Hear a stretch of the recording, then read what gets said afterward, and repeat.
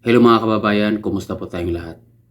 Viral ang dalawang babaeng Pilipina na OFW.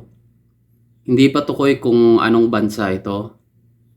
Viral sila na kung saan naka-live sila sa Facebook platform na kasama ang isang Arabo. Habang nagla-live sila ay nagsasayawan at may kasama pang isang ibang lahi. Pero bago tayo humusga at bago tayo magbigay ng komento, ay panoorin muna natin ang buong video. Samahan niyo po ako mga kababayan.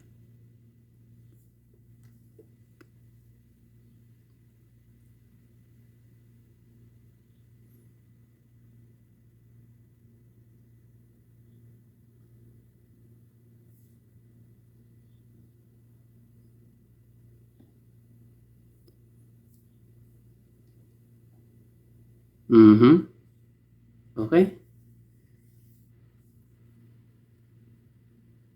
Lasing ata tong dalawa mga kababayan ano. So makikita natin na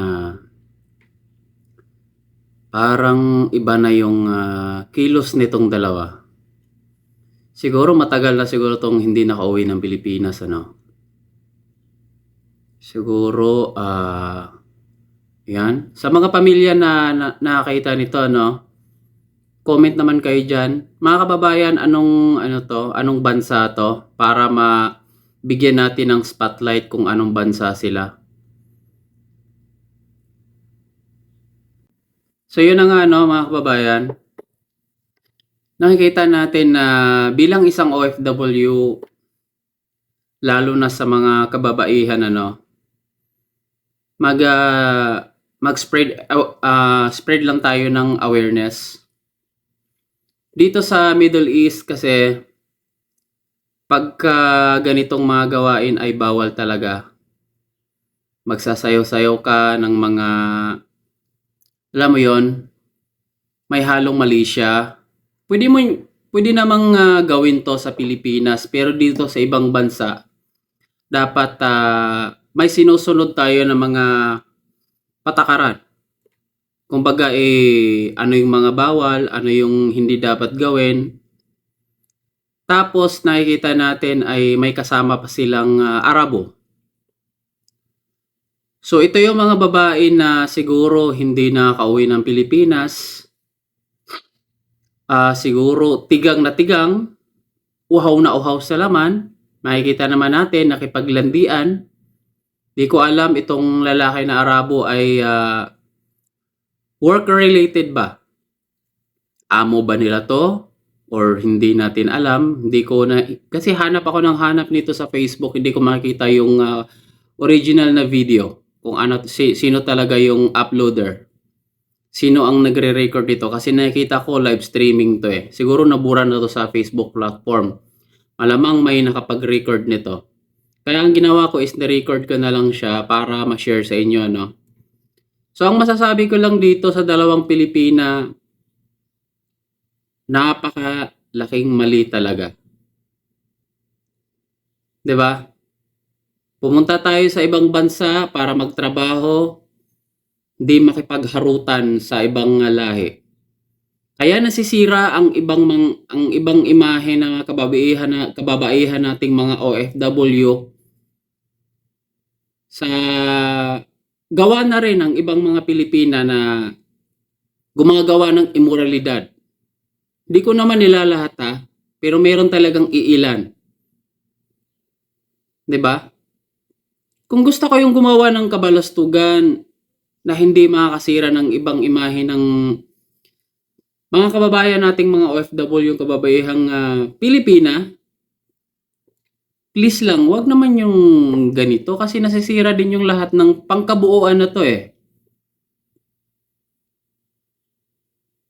Yung iba nagsusumikap na maging maayos yung imahe nating mga Pilipino.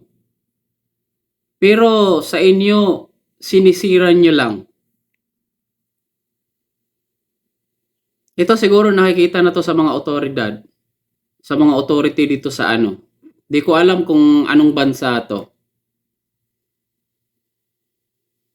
Aware lang tayo ano, maging, ano lang tayo, sa mga nakakita nitong video na 'to, paki-comment niyo naman kung anong bansa 'to mga kababayan. Para makita din nila yung mga ginagawa nila sa ano, sa Facebook. Siguro may mga anak din 'tong mga 'to. Siguro may asawa din 'to, may pamilya.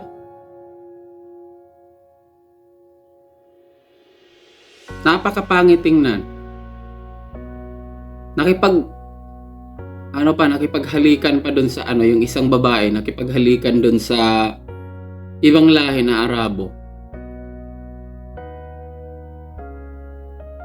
Ngayon, masaya kayo ngayon, pero pag nakita ng otoridad yan, sigurado yan, dampot kayo.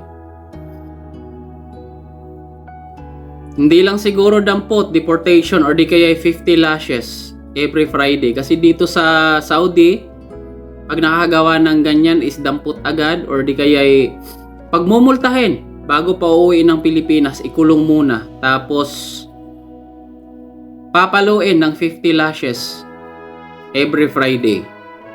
Ganon po katindi dito sa ibang bansa. Pumunta tayo dito sa ibang bansa para magtrabaho. Para iahon ng pamilya natin sa kahirapan.